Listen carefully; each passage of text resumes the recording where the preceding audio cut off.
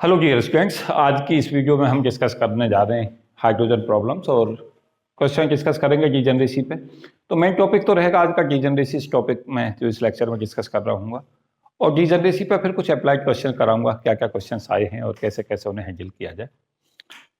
साथ साथ ये भी देखेंगे कि डीजनरेसी किन किन फैक्टरों पर निर्भर करती है, कूलाम डीजनरेसी किसे कहते हैं वो भी जाने, और क्या क्या क्वेश्चन इस पर आए हैं उन्हें तो मैं भी डिस्कस करूंगा ही। एक महत्वपूर्ण टॉपिक रहता है डीजनरेसी का हाइड्रोजन एटम में।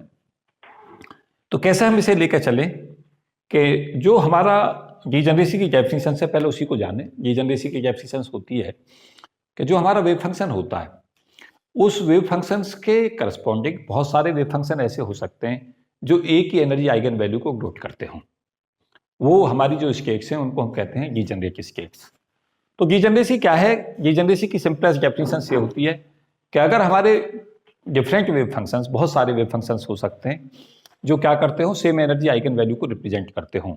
जितने wave functions same energy eigen value को ग्रोथ करेंगे उतनी ही उसकी डीजनरेसी कहलाएगी। तो क्यों आती है पिक्चर में? पिक्चर में इसलिए आती है कि जो हमारा एनर्जी है वो बेसिकली एन का फंक्शन होती है, क्वांटम नंबर का। मैं आगे एक वीडियो दूंगा, काफी डिटेल डिस्कशन दूंगा चारों प्रिंसिपल क्वांटम नंबर्स के एप्लीकेशंस पोर्शन पे कि क्या क्या क्या इनके क्वांटम नंबर्स के एप्लीकेशंस हैं, क्या क्या इन पे क्वेश्चंस आते हैं। तो यहाँ अभी मैं हाइड्रोजन के प्रोस्पेक्ट्स में कहूँ तो हमारा जो एनर्जी एक्सप्रेशंस है, जो हम एनर्जी का एक्सप्रेशन लिखते हैं, वो एनर्जी का एक्सप्रेशन हमारा होता है En is equal to -13.6 upon n square electron volt. इस एक्सप्रेशन को ऑलवेज याद रखें, this is applicable for hydrogen atom. n यहाँ पे है हमारा प्रिंसिपल क्वांटम नंबर और -13.6 electron volt upon n square. इससे हम एनर्जी को ऑब्टेन करते हैं।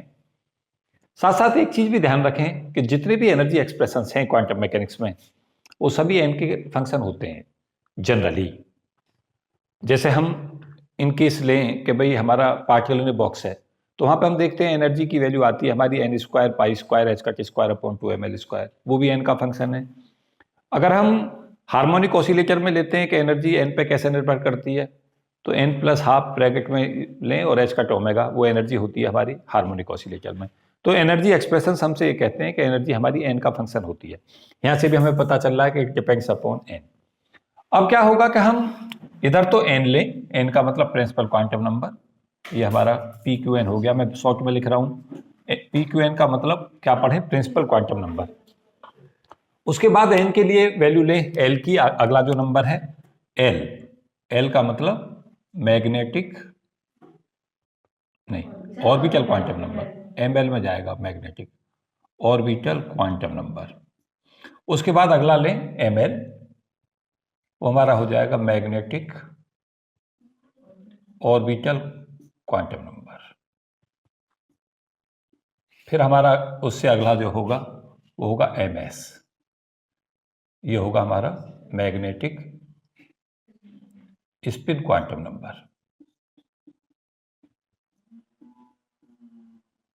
यहां हम एनर्जी एक्सप्रेशन लिख दें इधर En -13.6 upon n square electron volt. इधर हम काइनेटिक एनर्जी और पोटेंशियल एनर्जी भी ले सकते हैं सिस्टम की, और इधर हम वेव फंक्शन ले लें।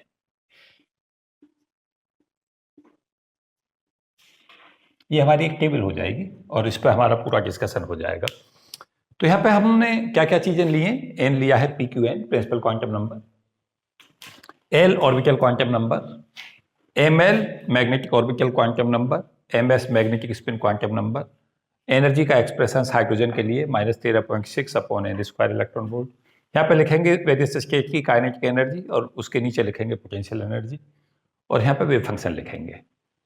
ये हमारी पूरी टेबल में कवर हो जाएगा इसका सारा कंसेप्ट। मैं एक चीज बताता रहा हूँ, थोड़ा सा आइडिया फिर से देता हूँ। ये मैं अभी बता ही रहा था कि n जो प्रिंसिपल क्वांटम नंबर है वो एनर्जी को तय कर रहा है। अगर l ऑर्बिटल क्वांटम नंबर से देखें कि ऑर्बिटल क्वांटम नंबर से हमें क्या पता चलेगा, तो कैपिटल L पता चलेगा। कैपिटल L की जो वैल्यू होती है वो √LL + 1 h कट होती है। इसे ऐसे पढ़ें 1, ये हमारा कैपिटल L हो गया। इसे कहते हैं ऑर्बिटल एंगुलर मोमेंटम, इसका मैग्नीट्यूड। ml हमारा क्या मेजर करता है? LZ। एल जेड की वैल्यू होती है हमारी एम एल एच कट। अगर एक्स वाई प्लेन में मोशन है तो जो Z component of orbital angular momentum है वो क्वांटाइज हो जाता है। तो एल जेड की वैल्यू हो गई हमारी एम एल एच कट। ये हमारा Z component of orbital angular momentum हो गया। एम एस से हमें मेजर होता है S Z, Z component off spin angular momentum, ये होता है एम एस एच कट। ये काइनेटिक एनर्जी और पोटेंशियल एनर्जी जो है वो खुद इनका फंक्शन होंगी और वेव फंक्शन अभी हम लिख ही देंगे। तो ये हमें चारों चीजें ऊपर हम इसमें इसलिए लिखते हैं कि हमें ये पता चले कि एन से हम क्या मेजर करते हैं। एन से हम एनर्जी मेजर करते हैं, ऑर्बिटल क्वांटम नंबर से हम ऑर्बिटल एंगुलर मोमेंटम कैलकुलेट करते हैं, मैग्नेटिक ऑर्बिटल क्वांटम नंबर से एल जेड कैलकुलेट करते हैं, और मैग्नेटिक स्पिन क्वांटम नंबर से एस जेड। एस जेड का मतलब है स्पिन एंगुलर मोमेंटम। इससे क्या मतलब है, Z component of orbital angular momentum. और एनर्जी का फॉर्मूला ये हाइड्रोजन के लिए ले लिया, इधर काइनेटिक एनर्जी और पोटेंशियल एनर्जी और वेव फंक्शन, ये हमें लिखना है। सबसे पहले जब हम इस टेबल के लिए जाएं तो आप शुरू करेंगे n बराबर 1 से। सबसे पहली जो स्टेट होगी वो n बराबर 1 होगी, जिसे हम कहेंगे जीएस। मेरी हर वीडियो में जीएस का मतलब क्या पढ़ें, ग्राउंड स्टेट। मैं जब भी जीएस लिख रहा हूँगा तो उसका मतलब होगा ग्राउंड स्टेट। एक चीज़ सदा याद रखें कि जब भी आप अपने नोट्स बनाएं तो सदा नोट्स बनाते समय याद रखें कि जो भी सफिक्स में आपने छोटे ब्रीफ में कोई चीज़ लिखी है तो उसके सिंबल यूज के लिए एक अलग से लिख लिया करें। जैसे के में लिख रहा हूँ तो काइनेटिक एनर्जी के लिए, पी लिख रहा हूँ तो पोटेंशियल एनर्जी के लिए, अगर पी क्यू एन लिख रहा हूँ तो प्रिंसिपल क्वांटम नंबर, इसे ब्रीफ में लिखूंगा तो ओ क्यू एन लिख दूंगा ऑर्बिटल क्वांटम नंबर, जिससे आपको पता रहे। क्योंकि बाद में क्या होता है यही याद नहीं आता कि इसमें कौन सी चीज़ क्या थी। फिजिक्स में ऑलवेज याद रखें, फॉर्मूले तो हमें याद होने ही चाहिए, लेकिन उस फॉर्मूले में कौन सी चीज़ किस चीज़ को डिनोट करती है वो उससे भी ज़्यादा इंपॉर्टेंट होता है, सदा पता होना चाहिए हमें। तो हमारे पास क्या हुआ, एन की वैल्यू हमने 1 ले ली। एल की वैल्यू जो होती है उसकी वैल्यू रहती है 0 से लेकर n-1 तक, यहाँ तक जाती है वैल्यू ऑर्बिटल क्वांटम नंबर की। तो यहाँ पे एल जो होगा वो ऑब्वियस सी बात है n1 है, तो एल की वैल्यू 0 होगी। एम एल की जो वैल्यू होती है, यहाँ पे मैं थोड़ा सा लिखे दे रहा हूँ, एल जो जाता है वो 0 से लेकर कहाँ तक रखती है वैल्यू, n-1 तक। एम एल की वैल्यू मैं यहाँ ऊपर लिख रहा हूँ -L से जाती है कहाँ तक, अप टू +L। और एम एस की तो आपको वैल्यू पता होगी, इलेक्ट्रॉन की जो मैग्नेटिक स्पिन क्वांटम नंबर होता है वो ±½ होता है। अब आप क्या कर रहे हैं, एक ही टेबल पर कोशिश कर रहे हैं कि सब चीजों को कवर कर दें। इससे फायदा क्या होगा कि यहीं पे सब चीजें क्लियर हो जाएंगी एक ही डायग्राम पे। तो n बराबर 1 l बराबर 0 लेंगे, उसके बाद ml की वैल्यू को आप क्या रखेंगे, ml जाएगा -L से +L, वैल्यू कितनी जाती है 12 + 1। तो यहाँ पे जब L 0 हो गया तो ml ऑब्वियस सी बात है वो 0 ही होगा। ms की वैल्यू यहाँ पे फिर ±½ होगी। एनर्जी की बात करेंगे तो n को 1 रखेंगे तो एनर्जी यहाँ पे कितनी बन जाएगी, -13.6 इलेक्ट्रॉन वोल्ट। एक बात बच्चों में बता चुका हूं, बहुत सारी वीडियो में मैंने डिस्कस किया है, जितनी एनर्जी माइनस की होती है हाइड्रोजन के लिए, काइनेटिक एनर्जी उतनी प्लस की होती है। तो यहाँ पर आंसर काइनेटिक एनर्जी के लिए क्या ले लेंगे, 13.6 इलेक्ट्रॉन वोल्ट। और ऑब्लिक में मैंने पोटेंशियल एनर्जी लिखी है तो माइनस इसका दूना कर दो, कितनी, और वेव फंक्शन इसका लेके चलोगे तो कैसे लिखोगे, साई। वेव फंक्शन जब भी लिखा जाता है ऐसे लिखा जाता है, n पहले उसके बाद l फिर ml फिर ms। तो यहाँ पे जो वैल्यू होगी 1 0 0 और ±½ ऐसे लिखोगे। इसका मतलब दो वेव फंक्शन हो गए, कौन कौन से, साई 1 0 0 1 0 0 हाफ, यस। इसमें मैं एक चीज और भी आपको क्लियर करना चाहूंगा कि इसमें वेव फंक्शंस में हमारे लिए दो चीजें महत्वपूर्ण होती हैं। एक यह है कि हम स्पिन कंसीडर करें इलेक्ट्रॉन की या ना करें। अगर हम इलेक्ट्रॉन की स्पिन कंसीडर नहीं करते तो जो वेव फंक्शन है उसमें केवल 3 टर्म्स हम लिखते हैं, एक n, एक l, एक ml।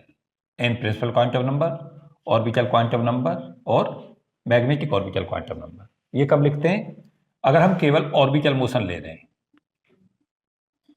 ऑर्बिटल का मतलब कि इलेक्ट्रॉन ऑर्बिट में मोशन कर रहा है, और हम psi, n, l, m l और एम एस कब लेते हैं? जब हम ऑर्बिटल प्लस स्पिन ये दोनों मोशन कंसीडर करें। तो if we are considering the motion orbital as well as spin, then we should consider the 4 quantum numbers n, l, m, l and m, s. And if we are considering motion of the electron as a orbital motion, then we should always consider the 3 quantum numbers n, l, m, l. यहाँ केवल orbit motion है, orbital motion, और यहाँ पे orbital और spin दोनों motion है। इस बात को बिल्कुल ना भूलें। पहुंचे यहां तक? मुझे लगता है पहली टेबल में आपको इसमें कहीं दिक्कत नहीं होगी। एक चीज बिल्कुल ना भूलें कि इलेक्ट्रॉन के केस के अंदर स्पिन जो इलेक्ट्रॉन की होती है वो हाफ होती है, और मैग्नेटिक स्पिन क्वांटम नंबर जो होता है वो -s से +s तक जाता है। तो वैल्यू अगर हम हाफ रख देंगे तो ms की वैल्यू केवल 2 ही एग्जिस्ट करेंगे। कौन कौन सी? +12 और -12। और उन स्पिन का जो मतलब है वो ये है कि इलेक्ट्रॉन स्पिन मैग्नेटिक मोमेंट रखता है, इलेक्ट्रॉन का स्पिन एंगुलर मोमेंटम होता है। इस चीज को क्लियर रखें। जैसा आपसे क्वेश्चंस कंपटीशंस में मैंने देखा है कि जी क्वेश्चन यहाँ पूछा गया है, जिसे मैं थोड़ा सा आइडिया देता हूँ। एक बार क्वेश्चंस पूछा कि स्पिन एंगुलर मोमेंटम बताइए इलेक्ट्रॉन का कितना होता है। तो स्पिन एंगुलर मोमेंटम अगर हम इलेक्ट्रॉन के लिए निकालेंगे तो स्पिन एंगुलर मोमेंटम का फॉर्मूला होता है √SS+1 ये स्पिन एंगुलर मोमेंटम है इलेक्ट्रॉन के लिए। और स्पिन की वैल्यू को कितना रख दें? हाफ। एस की वैल्यू को हाफ रख देंगे तो इलेक्ट्रॉन के लिए स्पिन एंगुलर मोमेंटम मिल जाएगा। मुझे उम्मीद है अगर ये वैल्यू सॉल्व करेंगे तो ये दिस आएगी इलेक्ट्रॉन के केस में। इस चीज को याद रखें। कॉम्पिटिटिव दुनिया में आ चुका है क्वेश्चन दिस वन।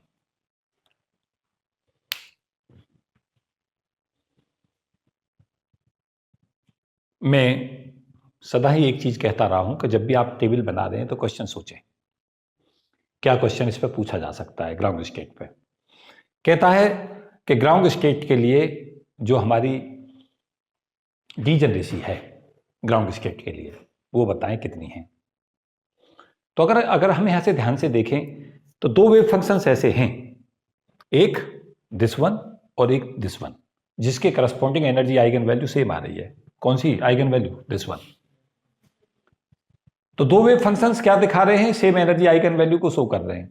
इसका मतलब डीजनरेसी यहां कितनी हो गई? 2 हो गई। कितना केस हो गया डीजनरेसी का? तो यहां पे मैं लिख दूं, देखो पीछे यहां कवर हो रहा है क्या?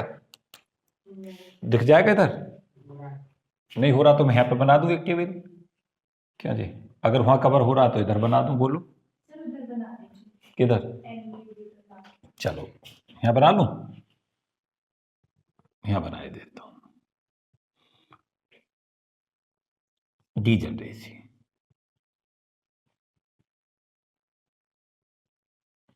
कितने वेव फंक्शन है? 2। तो डीजनरेसी 2 हो गई। कब? ध्यान देना, कब हो गई? जब हमने क्या कंसीडर किया? ऑर्बिटल और स्पिन दोनों कंसीडर की। तो डीजनरेसी के 2 एक्सप्रेशंस अलग अलग ले लें। एक जब ये दोनों कंसीडर कर रहे हो, कौन सी? ऑर्बिटल प्लस स्पिन, दोनों मोशन कंसीडर कर रहे हो इलेक्ट्रॉन की, और एक ऑर्बिटल के लिए अलग से ले लें। डीजनरेसी कब? जब हमारी मोशन केवल हमने कौन सी लेनी है? ऑर्बिटल। वहां पे केवल एक होगी। आप कहोगे सर एक क्यों? फिर ये हाफ और -12 नहीं लेंगे, 1 0 0 लेंगे, केवल n l m l, इससे शो होगा। तो वहां पर डीजनरेसी कौन सी कितनी लिख दें? 1। अब कॉम्पिटिटिव दुनिया में क्वेश्चंस क्या पूछेगा ये सोचें। पूछेगा ग्राउंड स्टेट की डीजनरेसी क्या होगी। तो आप आंसर एकदम से ना मार्क करें। सबसे पहले उस क्वेश्चन में ये देखें कि उसमें क्या कहा है, इलेक्ट्रॉन की स्पिन को कंसीडर करा रहा है या नहीं करा रहा। अगर इलेक्ट्रॉन की स्पिन को कंसीडर कराता है तो आंसर 2 मार्क करें। अगर कहता प्योर ऑर्बिटल मोशन है स्पिन का जिक्र ही नहीं करता, तो आंसर 1 मार्क करें। बात समझ आ गई। और डिजनरेसी यहाँ 2 कैसे आ रही है, एक वेव फंक्शन 100 हाफ बना, एक 100 माइनस हाफ बना। और एक चीज कभी ना भूलें, वेव फंक्शन में पहले एन लिखा जाता है, फिर एल, फिर एम एल, फिर एम एस। इसको कभी ना भूलें। क्लियर हो गई बात। उसके साथ साथ जो 3 4 5 चीजें इसमें और महत्वपूर्ण है, क्योंकि आप क्या करें, जब भी आप टेबल बनाएं तो उस पर क्वेश्चन जरूर सोचते रहें। कहता है ऑर्बिटल और स्पिन जो डिजनरेसी होती है वो हाइड्रोजन एटम में 2 ऑब्टेन हो रही है। कहता है एनर्जी आइगन वैल्यू बताएं। तो 2 wave function same energy eigen value को ग्राउंड स्टेट में शो कर रहे हैं, तो आंसर -13.6 इलेक्ट्रॉन वोल्ट मार्क कर दें। नहीं कर पा रहे, सिंपल क्वेश्चन घुमा दिया दूसरी तरफ से। काइनेटिक और पोटेंशियल में लगातार बता ही रहा हूं, काइनेटिक एनर्जी सदा जितनी एनर्जी होती है उसका प्लस कर दें, और पोटेंशियल एनर्जी में जो एनर्जी होती है उसका ट्वाइस कर दें। इन दोनों का सम जब भी लेंगे तो ये आ जाना चाहिए, जिससे आपका आंसर चेक हो जाए। साथ साथ ये भी याद रखें कि पोटेंशियल एनर्जी सदा माइनस में होती है और काइनेटिक एनर्जी सदा प्लस में होती है, इस पर कोई डाउट नहीं है। यहां तक पहुंचे तो आगे बढ़ें। उसके बाद हम क्या करें कि ये हमारा काम हो गया कौन सी स्टेट का, ग्राउंड स्टेट का। यहाँ जो चल रहा था ये कहानी किसके लिए थी, ग्राउंड स्टेट। अब कौन सी स्टेट आएगी बच्चों,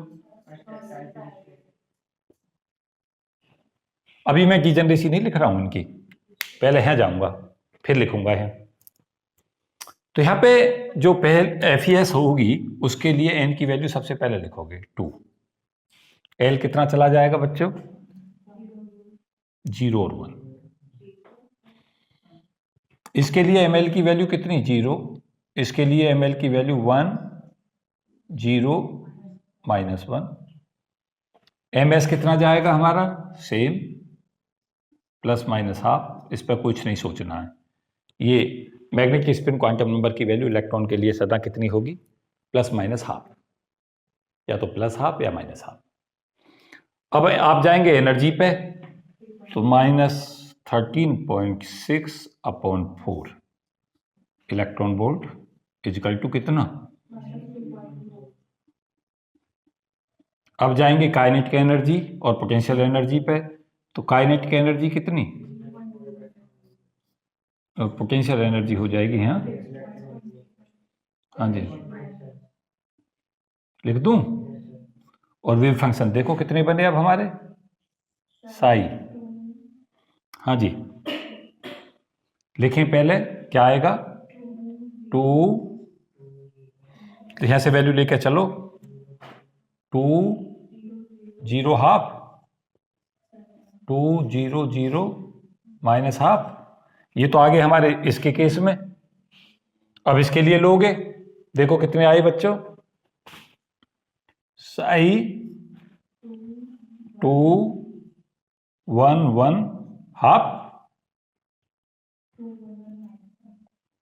देखें 2 तो आ गया इसके लिए, और 0, 0 प्लस माइनस हाफ तो ऊपर ले लिए। अब यहां से शुरू करो, 2, 1, 1 हाफ, और psi 2, 1, 1 minus half, psi 2, 1, 0 plus half, psi 2, 1, 0 minus half, और psi 2, 1 -1 half, psi 2, 1, 1 1 minus half और माइनस हाफ। देखें चेक कर लें कितने वेव फंक्शन हो गए, 8 हो गए। यहां पे 2 थे, ये 8 हो गए। तो टोटल डिजनरेसी कितनी आ गई, 8 वेव फंक्शन ऐसे हैं जो सेम एनर्जी आइगन वैल्यू इसको शो कर रहे हैं। तो डिजनरेसी ऑर्बिटल और स्पिन दोनों को कंसीडर करके कितनी लिखोगे यहाँ, ऑर्बिटल और स्पिन के करस्पॉन्डिंग 8, और अगर केवल इसका आधा कर दो किसमें, 4 होगी। हाँ जी चेक कर लो।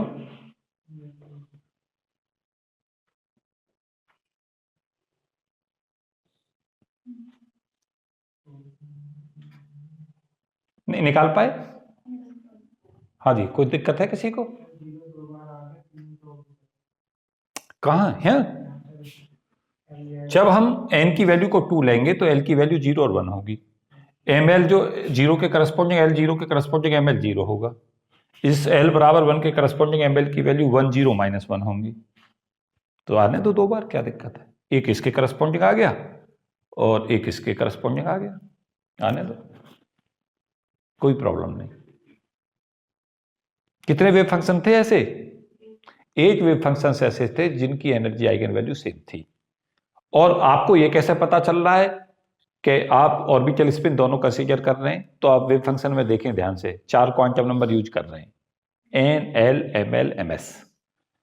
जैसे ही आप एम एस यूज करेंगे कहीं पे भी, तो आप सबसे पहले ये सोच लें कि आपने क्या इंट्रोड्यूस कर दिया है, स्पिन।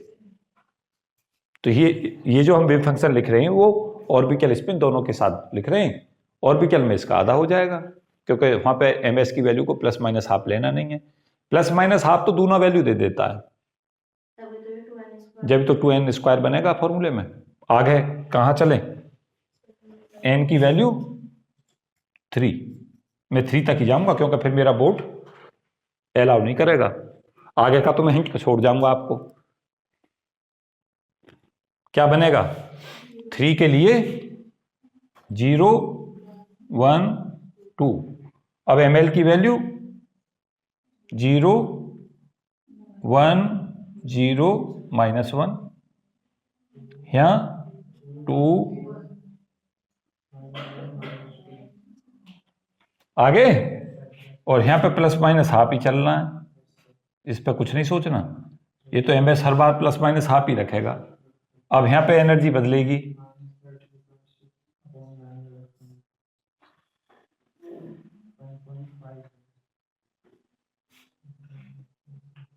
यहां पे काइनेटिक एनर्जी को कितना कर दें, और माइनस में अब यहां वेव फंक्शन लिख दें। कितने? 9 वेव फंक्शन आएंगे यहाँ, या 18?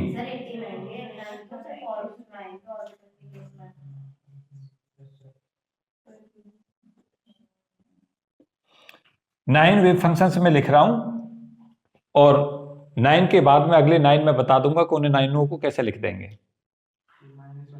वहां पे प्लस माइनस हाफ करते चले जाओ, तो 9 के 18 अपने आप हो जाएंगे। 9 वेव फंक्शन तो आ जाएंगे केवल ऑर्बिटल के करस्पॉन्डिंग, और यहां पे स्पिन क्या कर देगी, 9 वेव फंक्शन स्पिन के कारण आ जाएंगे। तो यहां पे 9 को मैं कैसे दिखाऊं? यहां देखो स्पेस पर भी बन रहा है, चलो यहां दिखाई देता हूं। तो 9 वेव फंक्शंस n बराबर 3 के करस्पॉन्डिंग कैसे बनाएं? एक हमारा वेव फंक्शन आ जाएगा साई 3, हाँ जी 3 0 0 प्लस माइनस हाफ। ये अपने आप 2 कवर हो गए इसमें, ये 18 दे देगा भैया। अब 18 बनेंगे यहाँ जब प्लस माइनस हाफ लेके चलोगे। अगला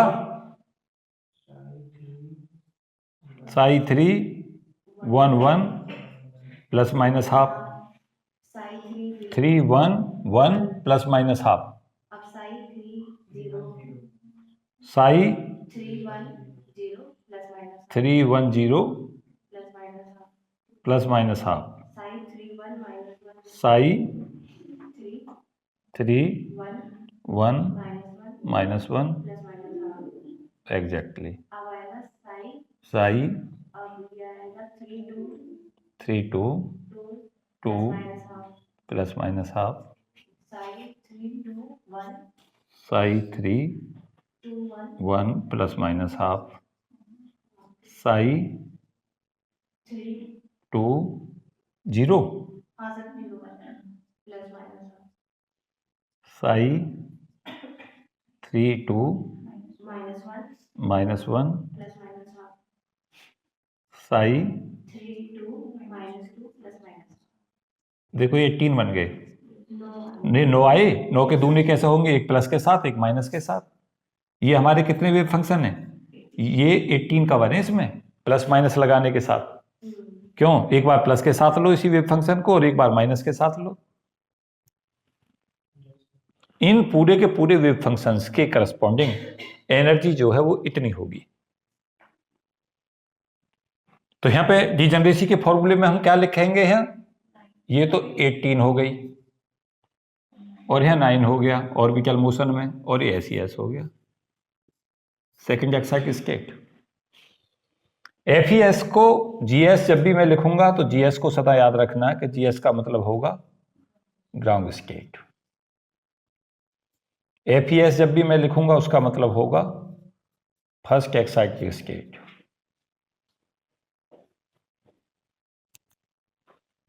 फर्स्ट एक्साइटेड स्टेट। SES जब मैं लिखूंगा उसका मतलब होगा सेकंड एक्साइटेड स्टेट, और फिर ground first second third excited state. ये हमारे क्रम चलते रहेंगे। यहां क्या हमारे लिए महत्वपूर्ण हो गया, महत्वपूर्ण यह हो गया कि जब हम NL, ML और MS दोनों को कंसीडर कर रहे हैं तो जनरल एक्सप्रेशन हमारा ये कह रहा है कि अगर हम यहां से देखें, एक जनरल फॉर्मूला बनाना चाहते हैं तो यहां से जनरल फॉर्मूला हमारा कैसे बने कि यहां पे एक्सप्रेशन हम यूज कर दें 2n² और यहां पे एक्सप्रेशन यूज कर दें n²।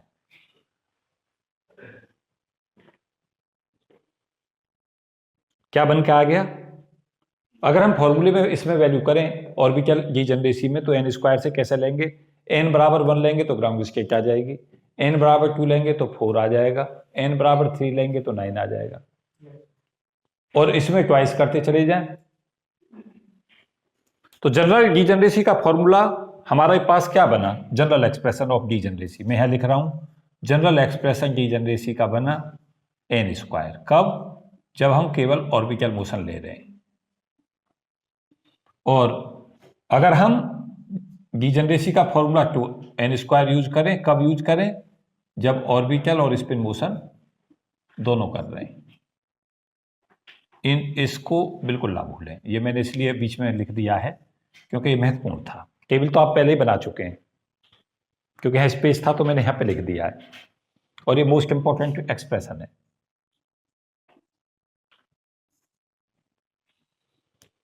यहां ग्राउंड स्टेट के लिए डिजनरेसी पूछता है तो ऑर्बिटल मोशन के करस्पॉन्डिंग 1 होगी, और ऑर्बिटल स्पिन मोशन दोनों कंसीडर करोगे तो 2 होगा। अगर कहता है फर्स्ट एक्साइटेड स्टेट में इनकी वैल्यू को 2 लें, डिजनरेसी 4 होगी और यहां पे 8 होगी अगर ऑर्बिटल स्पिन दोनों को कंसीडर करें। इसमें बताओ क्या चीज आपकी समझ में नहीं आती। हम अगर इस फॉर्मूले को लेना चाहें कि भाई इस फॉर्मूले का डिस्क्रिप्शन कहाँ है, तो हमने समझा दिया कि वेव फंक्शंस कैसे बन के आते हैं। क्या चीज हम इसमें कवर करके चले थे, सबसे पहले n प्रिंसिपल क्वांटम नंबर की वैल्यू लिखें, फिर ऑर्बिटल क्वांटम नंबर लिखें, फिर मैग्नेटिक ऑर्बिटल क्वांटम नंबर लिखें, फिर मैग्नेटिक स्पिन क्वांटम नंबर लिखें, एनर्जी का जनरल एक्सप्रेशन यूज करें, kinetic energy, potential energy use करें और वेव फंक्शंस को ले लें। साथ साथ ये याद रखें कि ऑर्बिटल मोशन में केवल n, l, ml यूज करते हैं वेव फंक्शन में, और अगर स्पिन भी कंसीडर की है तो वहां पे n, l, ml और ms यूज करें। अगर यहां तक कोई दिक्कत है तो मुझे बताएं। ये डिजनरेसी आई क्यों आई, क्या कारण रहा डिजनरेसी आने का? कारण ये रहा, अगर आप ध्यान से पढ़ रहे हो, क्योंकि मैथमेटिक्स लिखा हुआ है सारा, लेकिन मैथ से फिजिक्स कैसे निकालते हैं, ऐसे निकालते हैं कि वेव फंक्शन n तो सेम होता है, लेकिन n सेम होने का मतलब ये नहीं है कि l, ml और ms वो भी सब सेम होंगे, बल्कि क्या हुआ, सेम n होने के बाद भी orbital quantum number, magnetic orbital quantum number, magnetic spin quantum number change होते हैं एक n के लिए। क्या देख रहे थे, जैसे ही आपने n की वैल्यू को यहां पर लिया 1, तो यहां पे आप देख रहे होगे l और ml तो नहीं बदले, ms बदल गया, तो इसने 2 वैल्यू दे दी। जब आप यहां से गए n तो रहा आपका 2, लेकिन यहां पे आप देख रहे होगे l एक बार तो 0 0 आया, लेकिन एक बार एल 1 आया, लेकिन यहां पे क्या आप देख रहे हैं कि एल बराबर 1 के करस्पॉन्डिंग एम एल हमारे डिफर है। तो इनकी वैल्यू डिफर होती जा रही है इन क्वांटम नंबर्स की, लेकिन एन हमारा सेम आ रहा है। और एनर्जी क्योंकि इन पर निर्भर करती नहीं, इस पर निर्भर कर रही है, ये कारण है डीजेनरेसी का। समझो बात। Energy eigen value wave functions, अगर हाइड्रोजन एटम के बारे में हम बात करें तो वेव फंक्शंस अगर हमने देखा ऑर्बिटल मोशन में, तो वहां पे हमें ये पता चल रहा था कि वेव फंक्शंस जो था हमारा वो आर थीटा फाई का फंक्शन था। जब हम उस वेव फंक्शंस के करस्पॉन्डिंग हम लेके चल रहे थे तो wave functions r theta phi का था, और उसमें हमें जो क्वांटम नंबर्स इंट्रोड्यूस हो रहे थे, ध्यान दो मेरी बात पे, क्या हो रहे थे, हमें ये पता चल रहा था कि एक बार रेडियल फंक्शन में एन और एल आ रहे थे, एच वाले सॉल्यूशन में हमारे एल और एम एल आ रहे थे, और उसमें एम एल आ रहा था फाई वाले सॉल्यूशन में। तो क्या होता जा रहा था, वेव फंक्शंस किन चीजों पर निर्भर कर रहे हैं, एन पे भी, एल पे भी, एम एल पे भी। अब जब इन सब पे निर्भर कर रहे हैं वेव फंक्शन, लेकिन एनर्जी आइगन वैल्यू सब क्वांटम नंबरों पर निर्भर ही नहीं कर रही, वो केवल किस पर निर्भर कर रही है, एनर्जी पे। तो इसका मतलब क्या हुआ, डिफरेंट वेव फंक्शंस तो होंगे, क्योंकि वो किससे बदलते हैं, वो एन एल एम एल से चेंज हो रहे हैं, लेकिन क्या नहीं करेंगे, वो energy eigen value l m l पर निर्भर नहीं कर रही, वो केवल एन पर निर्भर कर रही है। इसका मतलब different wave functions same energy eigen value को शो करते हैं, वो डीजेनरेसी का कारण है। आपसे इंटरव्यू में पूछेगा ऐसे क्वेश्चन, कहेगा कि भाई डीजेनरेसी का कारण बताओ क्या होता है, तो आप क्या बस समझाएंगे कि जब वेव फंक्शंस साई, इसे मैं रब कर सकता हूं कुछ थोड़ा सा बताने के लिए, कुछ पूछना चाहो तो मुझे बताओ जल्दी से।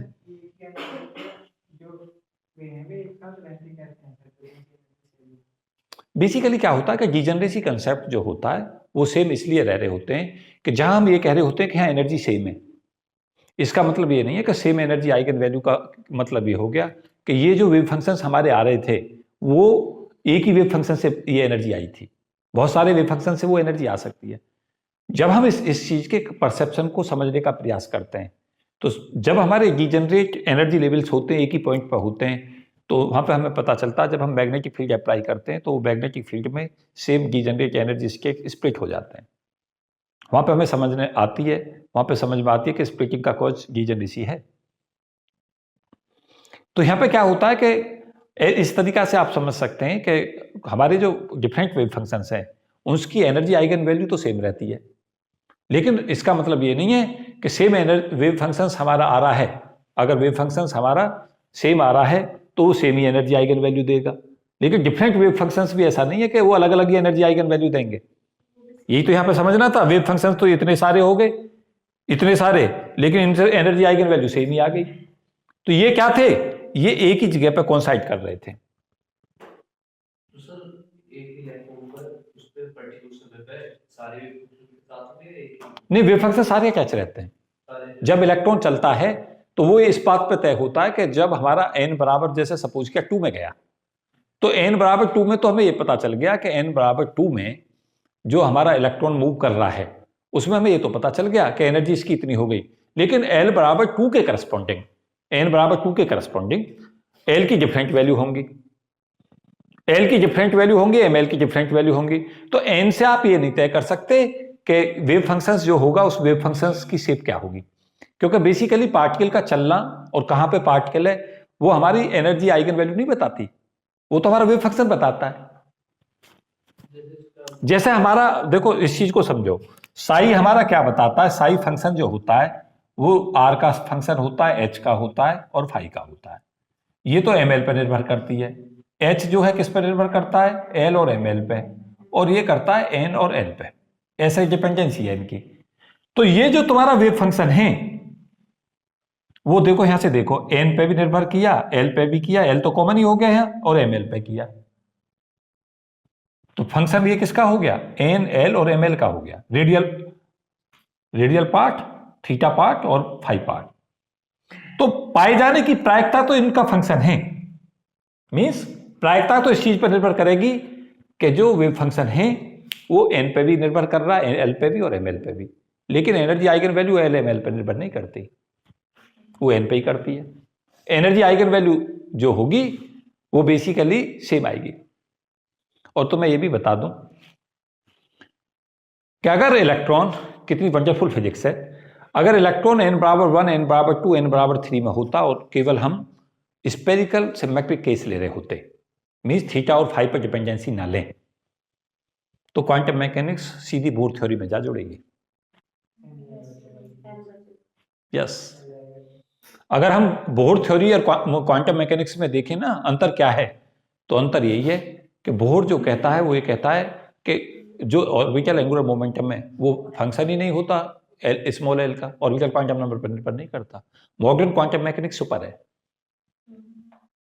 वो केवल कहता है कि वहां पे देखो बोर कहाँ किसका जिक्र नहीं करता। मैं तुम्हें बताता हूं, बोर इन क्वांटम नंबर का ना तो बोर एल के बारे में वाफिक थे, वो ऑर्बिटल क्वांटम नंबर के बारे में वाफिक ही नहीं थे, वो मैग्नेटिक ऑर्बिटल क्वांटम नंबर के बारे में वाफिक ही नहीं थे, उन्हें नहीं पता था। वो तो क्या कह रहे थे कि एल जो है वो NH कट होता है, वो एन प्रिंसिपल क्वांटम नंबर के बारे में बोलते हैं, केवल और केवल बोर। और मॉडर्न क्वांटम मैकेनिक्स क्या कहती है? मॉडर्न क्वांटम मैकेनिक्स ये कहती है कि एन ही तय नहीं करता, एल भी तय करता है ऑर्बिटल क्वांटम नंबर, ML करता है मैग्नेटिक ऑर्बिटल क्वांटम नंबर। और मॉडर्न फिजिक्स में ये जब हम NL और ML पर रुक जाते हैं, इसको कहते हैं ओल्ड क्वांटम मैकेनिक्स। लेकिन जब स्पिन को भी कंसीडर करते हैं तब हमारी मॉडर्न क्वांटम मैकेनिक्स हो जाती है, जहां पर हम इलेक्ट्रॉन स्पिन को भी कंसीडर कर रहे होते हैं। बात समझ में नहीं आई? तो बोहर जो है, बोहर ये S 2S 2P 3S 3P 3G जो ये इस तरीका के लेवल है ना, SPTF में जो डिवीजन है, उस पर बोहर का कोई विचार नहीं है कुछ भी। बोहर की थ्योरी की ड्रॉबैक्स हैं ये सब। इलेक्ट्रॉन या तो पॉजिटिव स्पिन लगेगा या नेगेटिव स्पिन लगेगा, तो सर दोनों पेपर को कैसे एक साथ हो सकते हैं? बेसिकली क्या होता है कि जो हम इन जिन कंसेप्टों को समझना चाहते हैं ना, तो ये जो हमारे पास आता है, जैसे एक स्टेनगर्ले एक्सपेरिमेंट को पढ़ें। स्टेनगर्ले एक्सपेरिमेंट आपको इस चीज को समझाने में सक्षम होगा कि इलेक्ट्रॉन की स्पिन को हम हाफ क्यों लें, और ये भी समझाने में सक्षम होगा कि स्पिन हाफ अगर हम कंसीडर करें और साथ साथ मैग्नेटिक स्पिन क्वांटम नंबर की वैल्यू को प्लस माइनस हाफ दें, तभी उस फिनोमेना को समझाया जा सकता है, नहीं तो समझा ही नहीं सकते। फिलिप और टेलर ने स्टेनगर्ले एक्सपेरिमेंट पे प्रूव किया था कि इलेक्ट्रॉन, अगर हम इस एक्सप्रेशन को समझाना चाहते हैं जो उसमें मैथमेटिक्स निकल के आता है, तो केवल तब समझा सकते हैं जब इलेक्ट्रॉन की स्पिन की जाए।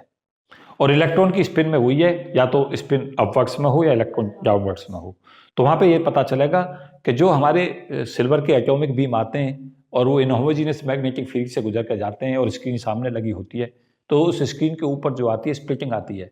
कुछ एटम्स जो है वो अपवर्ड्स डायरेक्शन में चले जाते हैं, कुछ डाउनवर्ड्स में, दो ही जगह ट्रेस मिलते हैं उसके। तो वो केवल तभी एक्सप्लेन किया जा सकता है जब स्पिन को हाफ लें और MS की वैल्यू को प्लस माइनस हाफ वैल्यू दें, उसके बगैर समझा नहीं सकते। स्टेनगर्ले के अलावा जब हम एनामोलस जीमान इफेक्ट को समझाने जाते हैं, तो एनामोलस जीमान इफेक्ट को जब तक नहीं समझा सकते जब तक इलेक्ट्रॉन की स्पिन को कंसीडर ना किया जाए। तो इलेक्ट्रॉन की स्पिन होती है, इसके लिए सबसे बड़े दो प्रूफ हैं हमारे पास, एक एनामोलस जीमान इफेक्ट और दूसरा स्टेनगर्ले एक्सपेरिमेंट। और ये क्वांटम मैकेनिकल जो कंसेप्ट दिया था spin magnetic moment spin off electron का, वो दिया था ड्राक ने, PM ड्राक ने। उसको ने मैथमेटिक्स से बताया था, लेकिन एक्सपेरिमेंटल प्रूफ नहीं आया था शुरू में। जब जैसे इनके एक्सपेरिमेंटल प्रूफ आए तो अपने आप से ही पता चलने लगा कि हाँ भाई ये सब सही बोल रहे हैं। क्वांटम मैकेनिक्स को जो ड्राक का परसेप्शन था वो कुछ ज़्यादा फार बेटर था, समझते थे वो क्वांटम मैकेनिक्स को काफ़ी डीप तक। मैथमेटिक्स सीखना एक अलग चीज़ है। मैं बहुत सारी बातें इसमें बता रहा हूँ, मैं 4-5 बातें और भी क्लियर कर दूँ आपको। देखो क्वेश्चंस कैसे आते हैं, कैसे कंपटीशंस की दुनिया में आते हैं क्वेश्चंस पूछता है, एक सिस्टम है हाइड्रोजन एटम का, और उसमें क्या देखा जाता है कि जो डीजेनरेसी है वो मिली ऑर्बिटल स्पिन मोशन को कंसीडर करके 18। अब कहता है 18 मिलती है ऑर्बिटल स्पिन मोशन कंसीडर करके, अब कहता है एनर्जी बताइए क्या होगी, या कहेगा इनमें से कौन सा वेव फंक्शन संभव नहीं हो पाएगा। तो आपको यह पता चल रहा है कि जो हमारे 18 वेव फंक्शंस हैं वो इसके करस्पॉन्डिंग हैं, इनसे बाहर का कोई आंसर देगा वो पॉसिबल नहीं हो पाएगा। 18 की जनरेसी आ ही रही है, बात नहीं समझे? ये 18 कॉम्बिनेशन है जो सेम एनर्जी को नोट कर रहे हैं। अब आपसे ये पूछ लेगा कि जब डिजनरेसी 18 होती है तो ऑर्बिटल एंगुलर मोमेंटम की क्या क्या वैल्यू पॉसिबल है। तो यहां से देखो ऐसा क्वेश्चन दे देगा, एल की वैल्यू अगर यहां से निकालोगे 18 तो डिजनरेसी यहां हो गई, और कैपिटल एल की वैल्यू अगर यहां से निकाल के लाओगे तो 0 हो गई इसमें, ये √2h कट हो गया, और ये तो ये वैल्यू पॉसिबल है। फिर कहता है कि डिजनरेसी आपकी 18 है, कहता है एलजेड की पॉसिबल वैल्यू बताइए, वो यहां से आएंगे 0 h cut 0 minus h cut 2h cut h cut 0 minus h cut minus 2h cut, ये पॉसिबल है।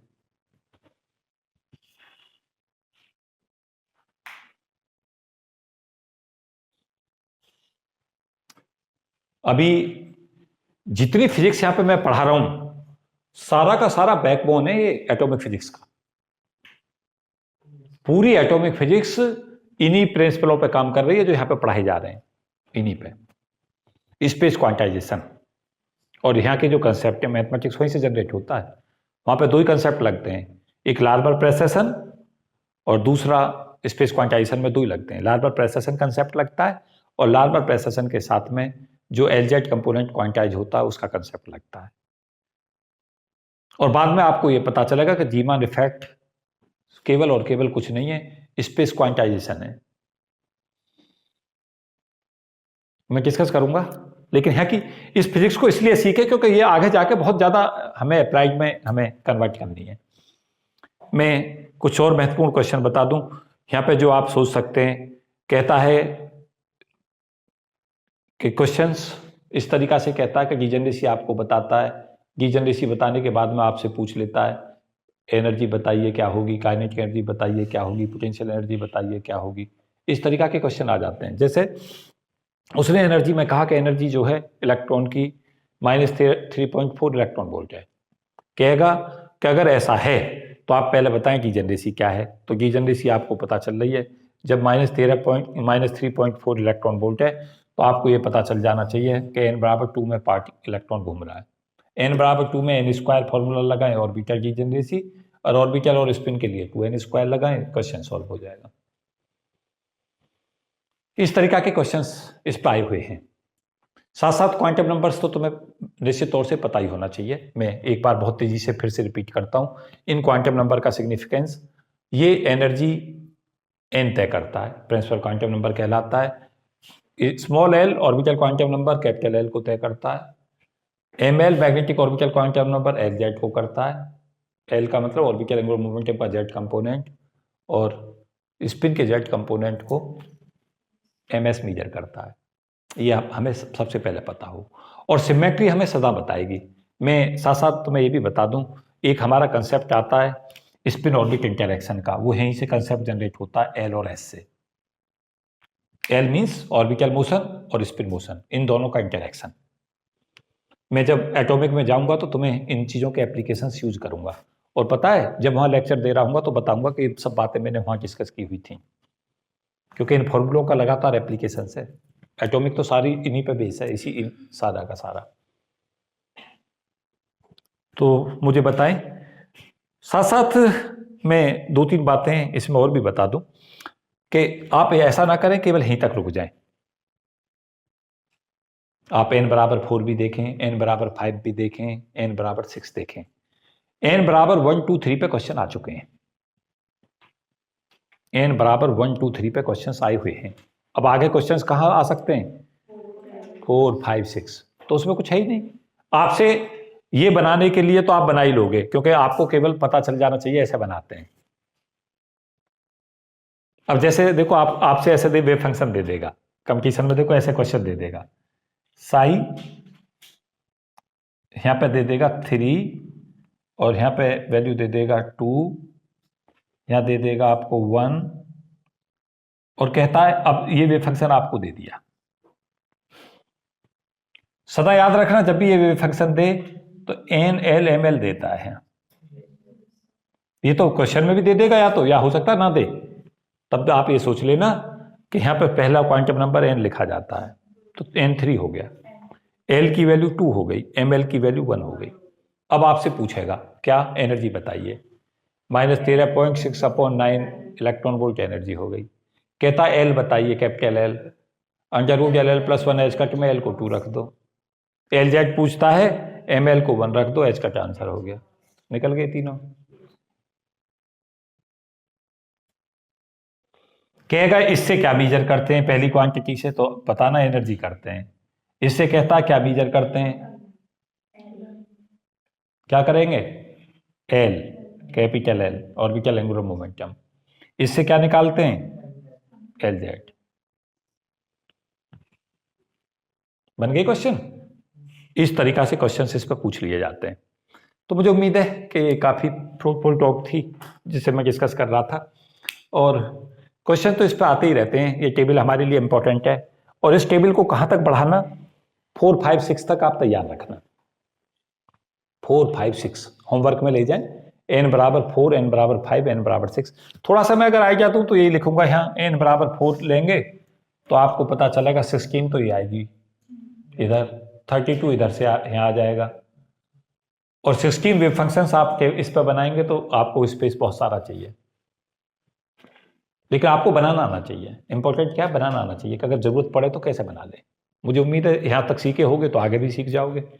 जब हमारी n बराबर 4 होगी तो l की वैल्यू हमारे पास 0, 1, 2, 3 हो जाएंगे, और फिर उसके l बराबर 0 के करस्पॉन्डिंग ml की वैल्यू 0, l बराबर 1 के करस्पॉन्डिंग ml की वैल्यू 1, 0, -1, l बराबर 2 के लिए ml की वैल्यू 2, 1, 0, -1, -2, l बराबर 3 के लिए ml की वैल्यू 3, 2, 1, 0, -1, -2, -3। बस हो गया यहाँ से। फिर अपने कॉम्बिनेशन बनाते चले जाओ जैसे कॉम्बिनेशन बनाते हैं। मुझे उम्मीद है कि ये जो चीज़ें डिस्कस कर रहा था समझ आई होंगी। कॉन्क्लूडिव रिजल्ट्स वही है कि आपको पता हो कि डीजनरेसी के फॉर्मूले n² और 2n² होते हैं। अगर केवल ऑर्बिटल मोशन कंसीडर करनी है तो n² यूज करें, ऑर्बिटल और स्पिन दोनों कंसीडर करनी है तो 2n² यूज करें। ये आपका इंपॉर्टेंट है, और ये तो चीज़ जो मैं समझा रहा था ये तो सदा इंपॉर्टेंट है, क्योंकि इसके एप्लीकेशंस हमसे अक्सर पूछे जाते हैं। तो मुझे उम्मीद है कि डीजनरेसी कंसेप्ट आपकी समझ आया होगा। इसके ये दोनों फॉर्मूले आप याद रखेंगे, इस पे जो क्वेश्चन हैं उन्हें हैंडल कर पाएंगे। सदा याद रखें कि टेबल से अगर आप फिजिक्स को पढ़ते हैं, एक साल तो ऐसी गई फिजिक्स जब मैंने पढ़ाई तो पूरी फिजिक्स ही टेबल पर से पढ़ाई थी।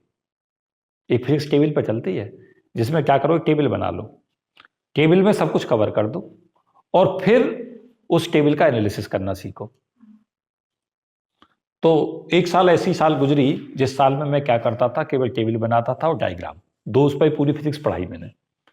और वो साल मुझे सबसे अच्छा भी लगता है। क्यों लगता है? वो इसलिए लगता है कि बहुत इजीली हमारी टेबल की जो फिजिक्स है वो हमें ज़्यादा इजी लगती है। कॉन्क्लूडिव फिजिक्स होती है। सिलेक्शन तो खैर हर साल इस पर निर्भर करते हैं। मैं तुम्हें बता दूं, सिलेक्शन अगर तुम पूछोगे किस सबसे ज़्यादा किस साल हुई, इतने सालों में सबसे ज़्यादा सिलेक्शन उस साल हुई जिस साल टेस्ट सबसे ज़्यादा लिए गए। सक्सेस का रास्ता टेस्टों से जाता है। वजह टीचर के पढ़ाने से सिलेक्शन नहीं होता, स्टूडेंट के पढ़ने से होता है। और स्टूडेंट्स पढ़ते कब हैं? जब टेस्ट होते हैं। बात समझ में आ गई? तो इस वीडियो में इतना ही। आगे जो कंटेंट है उसे देखते रहें, शेयर करते रहें, चैनल को लगातार कंटेंट को शेयर करते रहें और सब्सक्राइब कराते रहें। Thank you and best wishes for all of you. जय हिंद।